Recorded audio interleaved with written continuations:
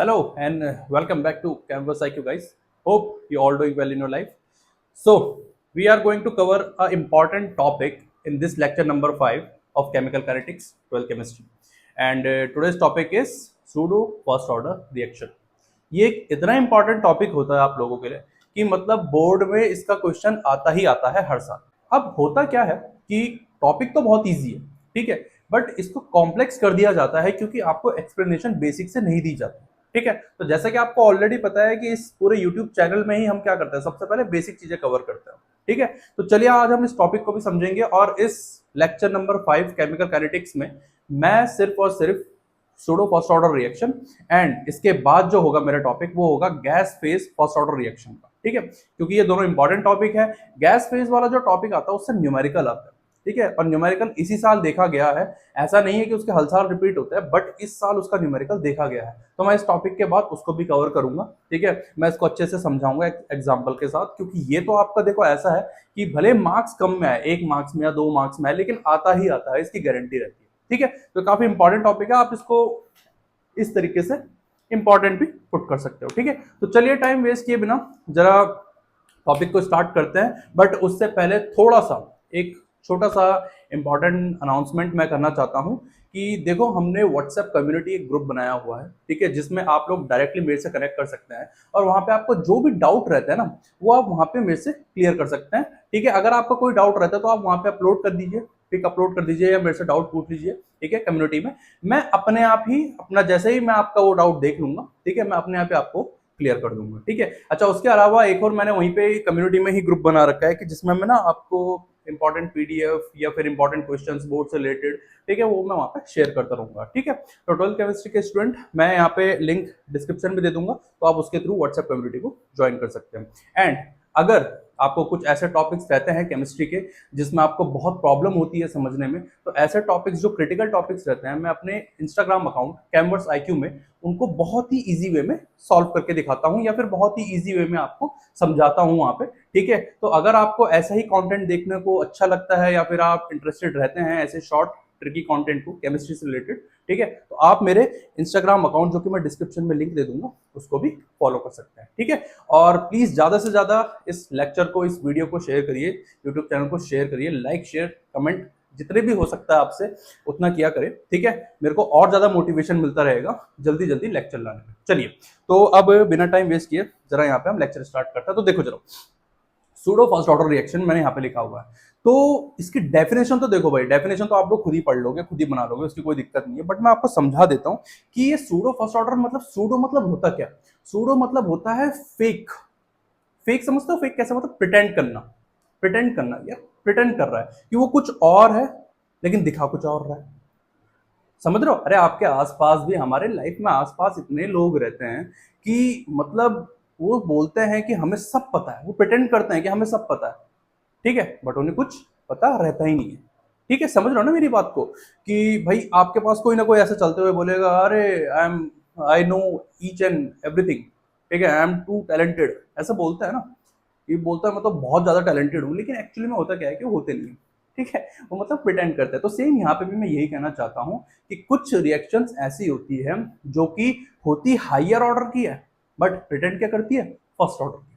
तो ऐसी ही रिएक्शंस को हम क्या बोलते हैं, सूडो फर्स्ट ऑर्डर रिएक्शन, ठीक है। तो ये तो है अभी आपका सिंपल सा लॉजिक, बट अगर इसको मैं समझाना चाहूँ तो कैसे समझा सकता हूँ मैं बता देता हूँ। देखो जैसे आपको पता होगा कि जो रिएक्शन का रेट होता है, ठीक है, मतलब जो रिएक्शन का रेट होता है वो डिसाइड कौन करता है, ऑर्डर, है ना। ऑर्डर ही तो डिसाइड करेगा आपका रिएक्शन का रेट, ठीक है, पहली चीज तो, ठीक है। अच्छा, दूसरी चीज ऑर्डर मतलब किस बेस में है, बोला कंसंट्रेशन, ठीक है। तो कंसंट्रेशन का टर्म क्यों आया यहाँ पे, तो अभी आप समझोगे। यहाँ पे मान लीजिए जैसे आपके पास एक रिएक्शन है, ठीक है, मैं एक एग्जांपल के थ्रू समझा देता हूं आपको। जैसे मान लीजिए आपके पास एक रिएक्शन है, ये ए प्लस बी गिव्स प्रोडक्ट, ठीक है, रिएक्शन आपके पास। अब इसमें आप ये देख लेना, बड़े आराम से देखोगे आप कि अगर मैं इसमें यहाँ पे बोलना चाहूँ कि इसका ऑर्डर या फिर रेट कांस्टेंट, रेट लॉ के अकॉर्डिंग कैसे लिखना चाहूंगा, तो आप बोलोगे सर ये ए की कंसंट्रेशन एंड बी की कंसंट्रेशन, एंड जो भी इसके पावर में रहेगा उनको आप प्लस करके ओवरऑल ऑर्डर ऑफ रिएक्शन निकाल सकते हो। तो ये तो आपको पता है ऑलरेडी, बट मान लो, एज्यूम कर लो, ठीक है, एज्यूम करो कि आपका इन दोनों में से एक बहुत ही ज्यादा कंसंट्रेशन में, बहुत ही ज्यादा कंसंट्रेशन में रिएक्शन में प्रेजेंट है। मान लीजिए मैंने बी को बोला, ठीक है, be present in large access. भाई कोई भी रिएक्शन है उसमें जो बी की कंसंट्रेशन है वो बहुत ही लार्ज एक्सेस में। इट मींस मैं आपसे ये कहना चाह रहा हूं कि अगर बी आपका बहुत ही लार्ज एक्सेस में प्रेजेंट है रिएक्शन में, तो ए की कंसंट्रेशन तो कम हो जाएगी उसके सामने, ये तो कम होगा ना। तो उसकी वजह से अगर मैं आपसे बोलना चाहूं कि जो बी की कंसंट्रेशन बहुत ही ज्यादा अमाउंट में प्रेजेंट है, मतलब लार्ज एक्सेस में प्रेजेंट है अगर वो रिएक्शन में, तो पता है क्या होगा, जैसे जैसे रिएक्शन मेरी बढ़ेगी ना, तो जो बी की कंसंट्रेशन रहेगी वो कांस्टेंट रहेगी, उसमें आपको ज्यादा चेंजेस देखने को नहीं मिलेंगे। ठीक है, तो मतलब मैं ये कह सकता हूं, यहीं पे लिख देता, ठीक है, मतलब मैं ये ऐसा ऐसा भी तो लिख सकता हूं फिर मैं कि अगर मैं, ये है के की कंसंट्रेशन, मतलब रेट कांस्टेंट, बी की कंसंट्रेशन, इसको मैं लिखना चाहूं तो इसके लिए एक नया रेट कांस्टेंट आएगा, और नया रेट कांस्टेंट को मैंने क्या मान लिया, के डैश मान लिया। नया रेट कांस्टेंट क्यों माना मैंने, क्यों, क्योंकि जो बी था मेरा वो रिएक्शन में बहुत ही लार्ज अमाउंट में प्रेजेंट था, इतना लार्ज अमाउंट में प्रेजेंट था कि रिएक्शन स्टार्ट हुई, रिएक्शन जब चल रही थी तो लगभग बी की कंसंट्रेशन कैसे रही, कांस्टेंट ही रही, ज्यादा चेंजेस उसमें देखने को मिले ही नहीं। तो अब अगर मैं आपसे बोलना चाहूं कि यहाँ पे जो ए है मेरा वो क्या करेगा, अब देखो, तो जो ए है ना मेरा इस रिएक्शन में, क्या करो, के और बी की वैल्यू पुट कर दो, तो आपको कुछ ऐसा नहीं आ जाएगा, K dash A rate equal to K dash A. देखो जरा यहाँ पे ऐसा आ जाएगा, अरे ऐसे आ जाएगा। अब आप बोलोगे सर ऐसा क्यों है, इससे क्या प्रिटेंड होता है, इससे प्रिटेंड ये होता है कि देखो भाई, आपको पता था कि बी मेरा लार्ज एक्सेस में था, ठीक है, और देखा जाए तो ये जो रिएक्शन है, ये एक्चुअली में जो रिएक्शंस होती है, मान लो ये सेकंड ऑर्डर की, कैसी थी, सेकंड ऑर्डर की। बट हुआ क्या कि जब बी लार्ज अमाउंट में आपके पास प्रेजेंट था, तो उसने क्या कर दिया, ओवरशैडो बोलते हैं ना जिससे, भाई ए की कंसंट्रेशन तो बहुत ही कम हो गई। और मैंने आपको क्या बोला था कुछ टाइम पहले कि जो मेरे पास रेट होता है वो किस पे डिपेंड करता है, ऑर्डर, रिएक्शन के ऑर्डर पे, है ना, रिएक्शन का ऑर्डर मतलब कंसंट्रेशन।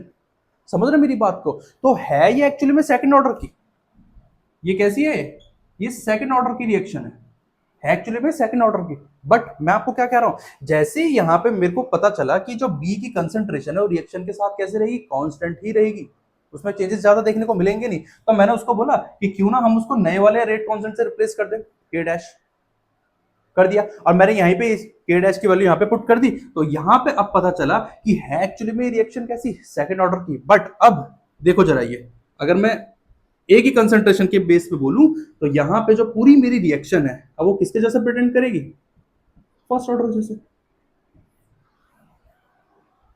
समझ रहे मेरी बात को, ठीक है, कोई बात नहीं, अगर आपको थोड़ा सा दिक्कत हो रही होगी तो मैं भी आपको ना बढ़िया सा एग्जांपल के थ्रू, इसमें तो दो सीबीएसई के एग्जांपल होते हैं ना, जो कि मोस्ट कॉमन एंड मोस्ट मतलब ऐसे इंपॉर्टेंट एग्जांपल होते हैं ना, कि जो बोर्ड में आते ही आते हैं, वो ना आपको केस बेस्ड स्टडी में भी दे देंगे, ठीक है, तो उस एग्जांपल के थ्रू इसको समझा दूंगा। बट फिलहाल आप शॉर्ट फॉर्म में अगर आपको समराइज करना है सूडो फर्स्ट ऑर्डर रिएक्शन, तो आपको बस डेफिनेशन तो आप चलो यहाँ से ये लिख सकते हो अपनी तरफ से बना के, ठीक है, कि भाई ऐसा होता है कि कोई भी ऐसी रिएक्शन जो एक्चुअली में हायर ऑर्डर के होते हैं, बट वो प्रिटेंड करते हैं कैसे कि वो फर्स्ट ऑर्डर के हैं, तो ऐसी रिएक्शन को हम क्या बोलते हैं, सूडो फर्स्ट ऑर्डर रिएक्शन। और ये अगर आपसे टीचर कोई पूछता है कि ऐसा क्यों होता है, तो आपको कुछ नहीं बोलना है यार, आपको बस सिंपल इतना बोलना है कि अगर दो मेरे पास कोई भी जैसे रिएक्टेंट है, ठीक है, जैसे यहाँ पे ये तो ए एंड बी, तो इन दोनों में से कोई ना कोई एक लार्ज अमाउंट में प्रेजेंट होगा, और लार्ज अमाउंट में प्रेजेंट होने की वजह से, जो लार्ज अमाउंट में प्रेजेंट होता है ना, ठीक है, जैसे बी मेरे यहाँ पे लार्ज अमाउंट में प्रेजेंट है, उसकी वजह से क्या होगा, जब रिएक्शन मेरी चलती रहेगी तो उसकी जो कंसंट्रेशन होगी किसकी, बी की, जो कि लार्ज अमाउंट में प्रेजेंट है, तो ये क्या रहेगा, कांस्टेंट रहेगा। समझ रहे मेरी बात को, और ध्यान रखना अगर आपको अभी भी समझ नहीं आया तो बेसिक स्टार्ट करो। मैंने क्या बोला था कि जो रेट होता है रिएक्शन का वो किस पे डिपेंड करता है, वो करता है ऑर्डर ऑफ रिएक्शन पे, ठीक है, एंड जो ऑर्डर मतलब कंसंट्रेशन। समझ रहे मेरी बात को, कंसंट्रेशन ही डिसाइड करती है, हमेशा ध्यान रखना इस चीज का। तो कंसंट्रेशन और ऑर्डर, अगर आपको थोड़ा कंफ्यूजन होता है तो आप इसको सिंपल एक तरीके से समझ सकते हैं, ठीक है, कि भाई जो अगर मेरे को किसी भी रिएक्शन के लिए रेट लिखना है या रेट निकालना है, तो वो किस पर डिपेंड करेगा, वो मेरा डिपेंड करेगा ऑर्डर पे। समझ रहे मेरी बात को, और ऑर्डर की अगर आप बात कर रहे हो तो घुमा फिरा के बात किसकी हो रही है, कंसंट्रेशन की बात हो रही है। क्लियर है? ठीक है, तो बता सकते हो कि डेफिनेशन क्या होती है भाई pseudo first order reaction? Pseudo मतलब समझ गए, प्रिटेंड करना, ठीक है। तो यही होता है मेरे पास सूडो फर्स्ट ऑर्डर रिएक्शन। अब मैं आपको ना दो इंपॉर्टेंट एग्जांपल करवाऊंगा, बट फिलहाल पहले क्या करिए आप तुरंत इसका क्या कर लीजिए, स्क्रीनशॉट ले लीजिए, ठीक है, तुरंत।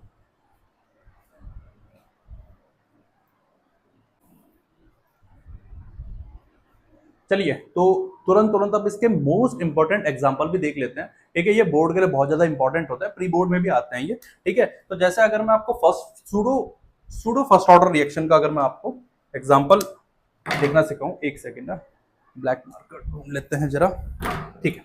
देखो, तो पहला जो इसका एग्जांपल रहेगा, मैं साइड में यहाँ पे एग्जांपल भी पुट कर देता हूं। तो जो पहला एग्जांपल रहेगा उसका, वो रहेगा मेरे पास हाइड्रोलाइसिस ऑफ ईस्टर, ठीक है। ईस्टर एस्टर जो बोलते हैं इसे, ठीक है। देखो ईस्टर का जो हाइड्रोलाइसिस होता है वो एक्चुअली में, पहले तो आपको इसके लिए ऑर्गेनिक केमिस्ट्री समझनी पड़ेगी कि ये ईस्टर होता क्या है, ठीक है। बट कोई दिक्कत नहीं है, मैं आपको समझा देता हूँ। देखो ईस्टर क्या होता है कि आपके पास ना एल्काइल ग्रुप लगा रहता है, ये एक एल्काइल ग्रुप है, ये आपका अटैच रहता है एक कार्बोनिल कंपाउंड के साथ। कार्बोनिल कंपाउंड होता है C double bond O, and यहाँ पे आपके पास फिर ऑक्सीजन रहता है, ठीक है। और ये वाला जो ऑक्सीजन होता है वो भी किससे, एक और एल्काइल ग्रुप से अटैच रहता है। तो देखो ना, एल्काइल ग्रुप, कार्बोनिल कंपाउंड, फिर यहाँ पे ऑक्सीजन और दोबारा से एल्काइल ग्रुप, मतलब आप इस पूरे ग्रुप को क्या बोल सकते हो, एल्कॉक्सी ग्रुप। एल्कॉक्सी क्यों बोल रहा हूं मैं, कि जरूरी नहीं है यहाँ पे CH3 रहेगा, यहाँ पे कोई और भी एल्काइल ग्रुप आ सकता है। चलिए इसको तो हम ऑर्गेनिक केमिस्ट्री में समझेंगे, ज्यादा डीप में नहीं जाते, बट एग्जांपल को समझते हैं कि हाइड्रोलाइसिस ऑफ ईस्टर, ठीक है। तो इसका मैं हाइड्रोलाइज करवाऊंगा, और जब मैं इसका हाइड्रोलाइज करवाऊंगा मतलब मेरे को H2O के साथ इसकी रिएक्शन करानी पड़ेगी, है ना। तो अब देखो होगा क्या, ये एक्चुअली में क्या है, ये रिएक्शन जो है सेकंड ऑर्डर। कैसे, मैं बता देता हूं, क्योंकि ध्यान रखना कि इस रिएक्शन में जो प्रोडक्ट बन रहा है वो आपका क्या बनेगा, एक आपका बनेगा ये, कैसे बनेगा भाई, यहां से देखो, यहां से जब ये आपका ब्रेक डाउन होगा H प्लस OH नेगेटिव में, ठीक है। तो यहां से क्या होगा, यहाँ पे इलेक्ट्रोनेगेटिव एलिमेंट ज्यादा है O, ठीक है। यहाँ पे जो कार्बन है ये क्या करेगा, इस ये ऑक्सीजन ऑलरेडी वैसे इस कार्बन से लिए जा रहा है ना, तो इनका जो बॉन्ड होगा ऑलरेडी क्या होगा, वो वीक होगा। कैसा होगा, वो वीक होगा। तो यहाँ पे से जब बॉन्ड क्लीवेज होगा तो इस कार्बन के पास यहाँ पे कैसा चार्ज रहेगा, पॉजिटिव चार्ज, यहाँ पे कैसा चार्ज रहेगा, नेगेटिव चार्ज। अब आप जोड़ लो, ये जब पॉजिटिव के साथ कौन जुड़ जाएगा, नेगेटिव, इस वाले नेगेटिव के साथ कौन जुड़ जाएगा, पॉजिटिव। तो इट मींस मेरे पास दो प्रोडक्ट बनेंगे यहाँ पे, CH3OH, ठीक है। मतलब मेरे पास एक अल्कोहल बना और एक मेरे पास कार्बोक्सिलिक एसिड बना, ठीक है। अब ये जो दो प्रोडक्ट बने ना मेरे, ये किसकी वजह से बने, इन दोनों की वजह से, इन दोनों की वजह से बने। तो इट मींस मेरे पास क्या है, जो इस रिएक्शन का रेट है वो किस पे डिपेंड कर रहा है, वो इस ईस्टर पे भी कर रहा है एंड वाटर पे भी। लेकिन आपको पता है ये जो वाटर है ना, ये कैसा है, ये एक एक्सेस अमाउंट में है। और मैंने आपको क्या बोला, जब भी कोई भी ऐसा किसी भी रिएक्शन में, ठीक है, अगर कोई एक की कंसंट्रेशन बहुत ही ज्यादा एक्सेस अमाउंट में है तो समझ जाइए वो सूडो फर्स्ट ऑर्डर रिएक्शन ही होगा। क्यों होगा, क्योंकि यहाँ पे देखो ओवरशैडो कर देगा, ओवरशैडो कर देगा तो मतलब H2O क्या एक्सेस अमाउंट में, एक्सेस अमाउंट में है, तो मतलब आने वाले टाइम पे जब इसकी रिएक्शन चलती रहेगी, ठीक है, तो आने वाले टाइम पे जो H2O की कंसंट्रेशन होगी क्या हो जाएगी, कांस्टेंट हो जाएगी। समझ रहे हो मेरी बात को, कांस्टेंट हो जाएगी। तो इट मींस ये प्रिटेंड कैसे करेगी, ये प्रिटेंड करेगी फर्स्ट ऑर्डर के जैसे, तो जिसको हम क्या बोलते हैं, सूडो फर्स्ट ऑर्डर रिएक्शन। मतलब मैंने आपको कह दिया कि मैंने कहा भाई है तो ये सेकंड ऑर्डर की, थी किसकी है पहले, ये थी पहले आपकी सेकंड ऑर्डर की, किसकी थी ये, सेकंड ऑर्डर की, बट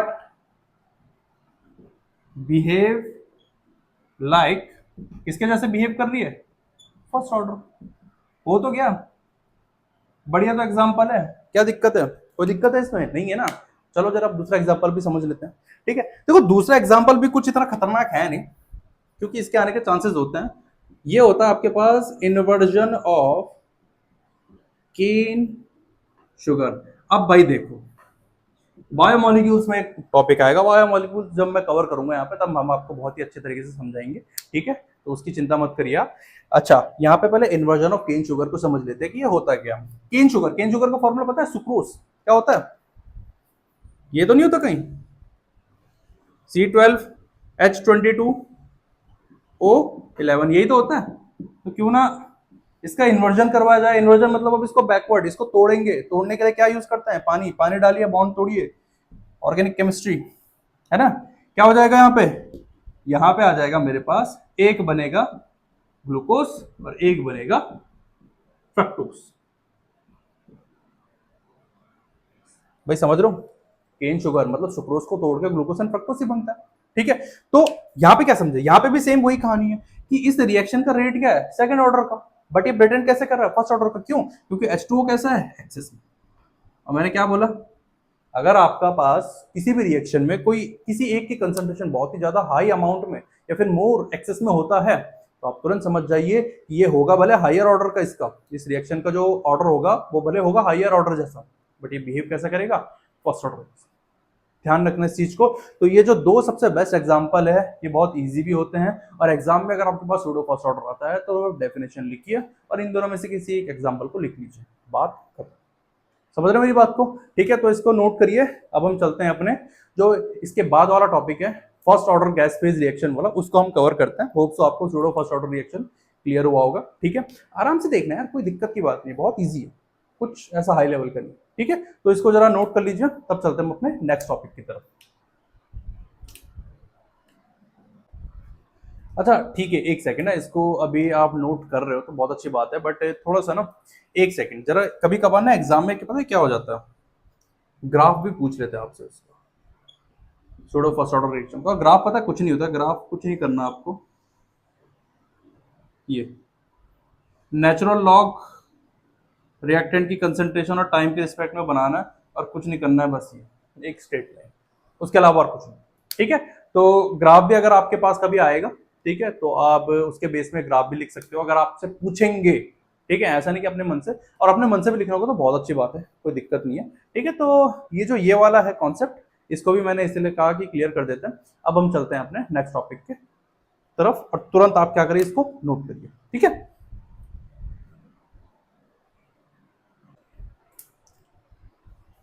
चलिए गाइस, तो जो फर्स्ट ऑर्डर का जो हमारा गैस फेज वाला रिएक्शन है, इसको भी समझ लेते हैं, और ये इस वीडियो का लास्ट टॉपिक होगा।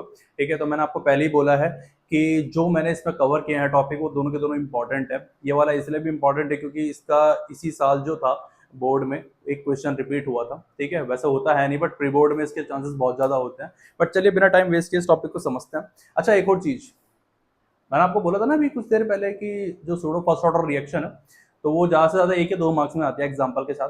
बाई चांस अगर आपको ऐसा लगता है कि उसके बेस में न्यूमेरिकल दे रखा है कि सूडो फर्स्ट ऑर्डर रिएक्शन और फॉर्मूला क्या है, फॉर्मूला कुछ नहीं होता। जैसा रेट कांस्टेंट का फॉर्मूला होता है ना आपका फर्स्ट ऑर्डर का जो रेट कांस्टेंट का फॉर्मूला होता है ना के निकालने के लिए, सेम फॉर्मूला वही सूडो फर्स्ट ऑर्डर रिएक्शन में भी लगता है। तो कंफ्यूज मत होना, और वो कोई ऐसा आपको वो न्यूमेरिकल मैं ऑलरेडी करवा चुका हूँ। ठीक है, मैं यहाँ पे लिंक बटन पे, मैं जो इससे पहले वाली वीडियो थी जिसमें मैंने आपका ये न्यूमेरिकल कवर किया रेट कांस्टेंट निकालने वाले फर्स्ट ऑर्डर रिएक्शन से, तो मैं यहाँ पे आई बटन पे मैं यहाँ पे आपको वो वीडियो का लिंक दे दूंगा, आप यहाँ से उस वीडियो को देख सकते हो। सॉरी, पता नहीं कभी कभार क्या होता है ना कि दिमाग काम नहीं करता, एक्चुअली में होता है ना, बंद कमरे में बनानी पड़ती है वीडियो, है ना। तो इसी मामले में शेयर कर दीजिए करा वीडियो को जरा, ठीक है, एंड कमेंट किया करे जरा वीडियो को। चलिए, तो देखो भाई, ये टॉपिक को समझो पहले, है क्या एक्चुअली में, प्रॉब्लम क्या है। प्रॉब्लम कुछ नहीं है एक्चुअली में, क्या है कि फर्स्ट ऑर्डर का जो है गैस रिएक्शन है, लेकिन वो किस मेथड से है, प्रेशर मेथड से। ठीक है, अब मैं इसको आपको थोड़ा एक्सप्लेन करता हूँ। देखो, आपको पता है ऑलरेडी कि जब हम क्या करते हैं, कोई भी गैस फेज की रिएक्शन होती है, गैस फेज की कोई भी एक रिएक्शन है, ठीक है, तो जब वो आपकी काम करने आगे स्टार्ट करती है, ठीक है, मतलब वो जब आपकी रिएक्शन चलती है, तो रिएक्टेंट के मोल्स अलग होते हैं एंड प्रोडक्ट के मोल्स अलग होते हैं। मैं यही कह रहा हूँ बस, रिएक्टेंट के मोल्स अलग होते हैं, प्रोडक्ट के मोल्स अलग होते हैं। ठीक है, आप कोई भी गैस रिएक्शन को ले लो, कोई भी रिएक्शन गैस रिएक्शन, जैसे कि मैं एग्जांपल के फॉर्म में बोल देता हूँ आपको, ये सही है, NH3 वाली, जो डिकम्पोज होके क्या बनाएगी आपका H2 प्लस N2, ये तो बनाएगी डिकम्पोज होके। तो इसमें आप देखो, ये भी गैस फेज की है, ये भी गैस फेज की है। ठीक है, मतलब सारे क्या है, गैस गैसियस ही तो है, गैस फेज के रहेंगे तो ऑब्वियस सी बात है रिएक्टेंट प्रोडक्ट गैसेस ही रहेगा, है ना। तो अब इसमें एक डिफरेंस समझो भाई, रिएक्टेंट के मोल देखो, नंबर ऑफ मोल्स कितने रिएक्टेंट में, आपने बोला सर 2, यही तो है, आपने बोला सर 2, और प्रोडक्ट में कितना है, आपने बोला सर 3 प्लस 1, क्योंकि जिसका कुछ नहीं होता उसका नंबर ऑफ मोल्स कितना होता है 1 होता है 4।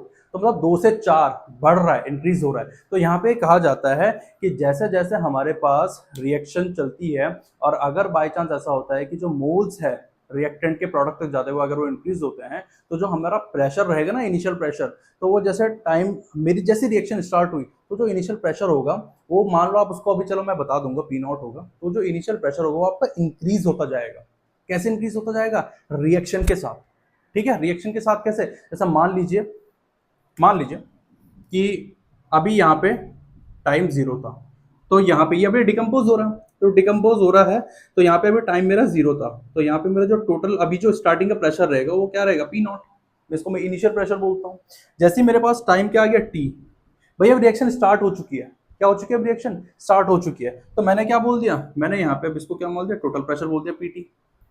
भाई मुझे तो नहीं पता है ना, लेकिन प्रेशर हो गया। लेकिन इतना मैं आपसे कह रहा हूं कि जब मेरा टाइम 0 था तो इनिशियल प्रेशर इतना था पी नॉट, लेकिन जैसे ही मेरा टाइम कुछ आया, मतलब जैसी रिएक्शन स्टार्ट हुई, तो वैसे ही क्या होगा? जो मेरे पास प्रेशर होगा वो भी क्या होने लग जाएगा? इंक्रीज होने लग जाएगा।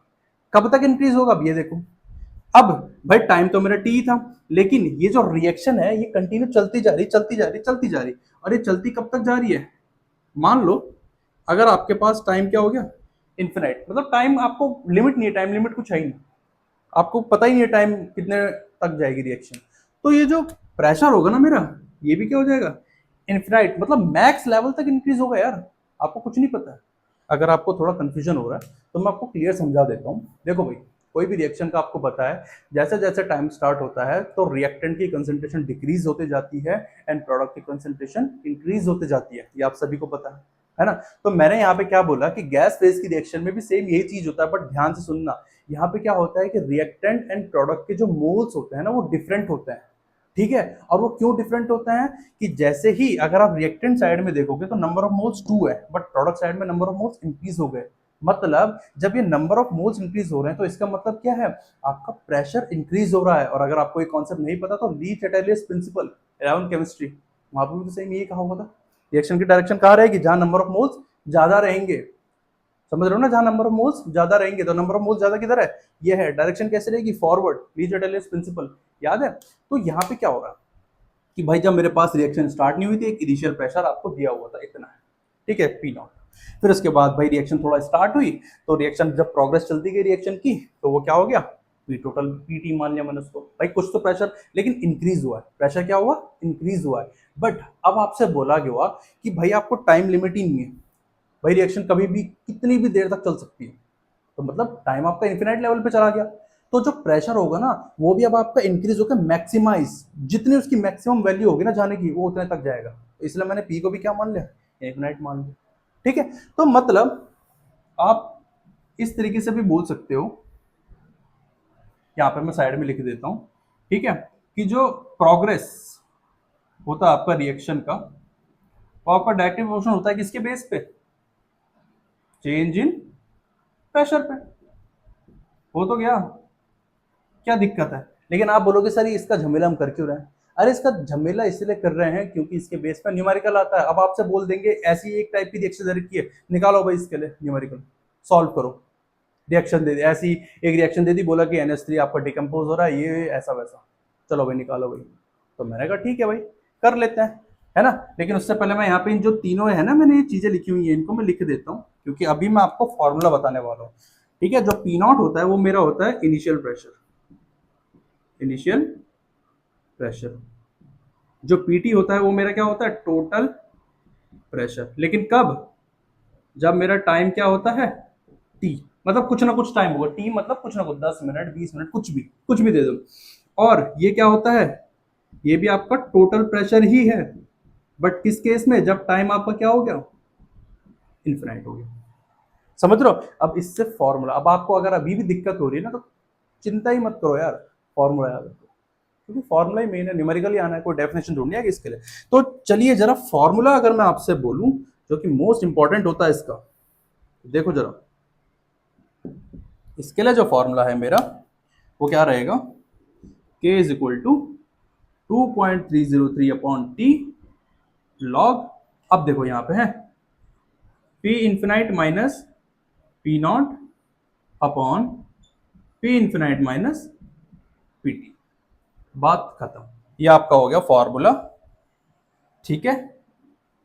और आप बोलोगे सर ये फॉर्मूला ऐसा क्यों आया, तो ये इतना सारा आपने जो महाभारत आपने हमें सुनाई, ये क्यों सुनाई, अगर एट लास्ट आपको फॉर्मूला ही बताना था, वो मैंने इसलिए सुनाई क्योंकि जब गैस फेज की रिएक्शंस आती हैं, और इसके बेस में न्यूमेरिकल आ सकता है, ध्यान रखना, जब भी गैस फेज की रिएक्शन आपके पास आएंगी, ठीक है, तो उस केस में जितना भी आपका, चाहे वो रिएक्शन की जो वो रिएक्शन कोई भी प्रोग्रेस करे, तो वो किस पे डिपेंड करेगा, वो चेंज इन प्रेशर पे डिपेंड करेगा। और चेंज इन प्रेशर का मतलब, अब आप क्या करोगे, तो अगर बाई चांस मान लो प्रेशर वाली कंडीशन आती है, तो उस केस में आपको क्या निकालना पड़ेगा, रेट कांस्टेंट निकालना पड़ेगा, या फिर आपको ऑर्डर ऑफ रिएक्शन निकालना पड़ेगा। तो रेट कांस्टेंट और ऑर्डर ऑफ रिएक्शन निकालने के तो आपको पहले भाई के का फॉर्मूला पता होना चाहिए ना।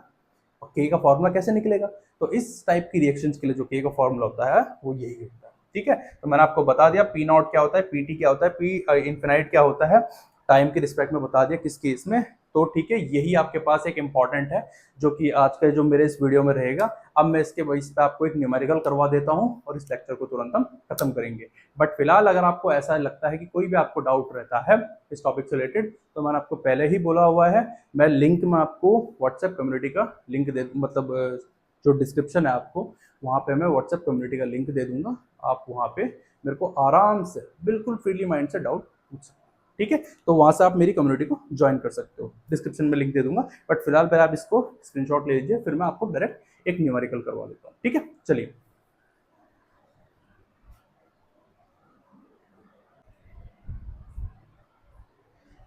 चलिए तो मैं अब आपको ना इस टॉपिक से रिलेटेड एक न्यूमेरिकल भी बता देता हूँ कि किस टाइप के न्यूमेरिकल आपके बोर्ड में आने के चांसेस रहेंगे। और कोई हार्ड लेवल के नहीं होते हैं, बिल्कुल नॉर्मल लेवल के ही होते हैं, ठीक है। बस आपको पता होना चाहिए कि पी इन्फिनाइट क्या होता है, पी टोटल क्या होता है, मतलब क्या दिया हुआ है, और आपके पास पी इनिशियल क्या दिया हुआ है, ठीक है। इसके अलावा और कुछ नहीं, ठीक है। तो यहाँ पे तो मैंने देखो सिंपल लिखा हुआ है कि पी नॉट आपको जो पी इनिशियल है वो 0.5 है, पी टी आपको ये है, ये मैंने लिख के दिया हुआ है। बट एग्जाम में ना वो आपको डेफिनेशन के फॉर्म में देंगे, तो बस वो आपको पता लगाना, और ऐसा कोई बड़ी बात नहीं है, आराम से पता भी लगा लोगे, ठीक है। तो चलिए भाई, सबसे आपको पता ही है यहाँ पे क्या क्वेश्चन है कि at 320 kelvin the decomposition of nitrogen pentoxide was studied. Data आपको ये गिवन है, पी इनिशियल आपको 0.5, पी टोटल आपको 0.65 एटीएम, एंड आफ्टर 100 सेकंड, मतलब टाइम भी गिवन है, एंड पी इन्फिनाइट आपको 1 एटीएम इतना गिवन है। चलिए, के निकालना है, तो के का फॉर्मूला आपको ऑलरेडी पता है, क्या होता है, 2.303 upon T log P infinite minus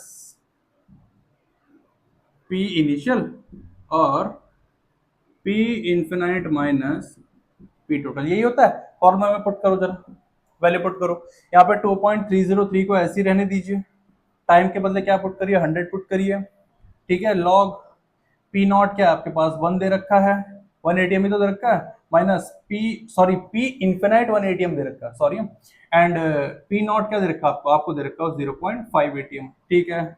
then उसके बाद ये तो वही रहेगा 0.65। चलिए, तो सॉल्व कर सकते हैं इसे, है ना, सॉल्व कर सकते हैं, करिए जरा।